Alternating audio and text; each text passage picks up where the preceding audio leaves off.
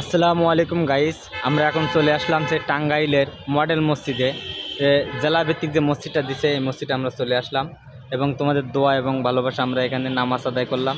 করার পরে এই যে আমরা দুজন মানুষ চলে আসলাম।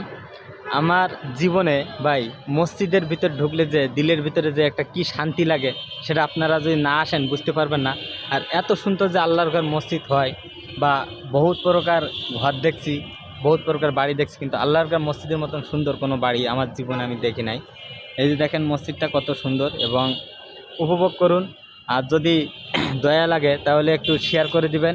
আল্লাহর ঘর মসজিদটা সবাইকে দেখার সুযোগ করে দিবেন যে এত সুন্দর একটা মসজিদ বা আমাদের আল্লাহর ঘর আমরা সবাই অনেকে ভালোবাসি, যে আল্লাহর ঘর অনেক সুন্দর হয়।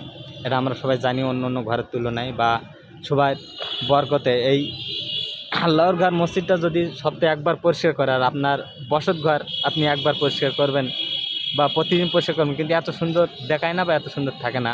যেহেতু আল্লাহর ঘর মসজিদ, আল্লাহর নূর সবসময় মসজিদে ভিতরে থাকে বা হাজার হাজার মানুষ এখানে নামাজ পড়ে। আমরা চলে আসলাম, তো সবাই দোয়া করবেন, ভালো থাকবেন, আল্লাহ হাফেজ।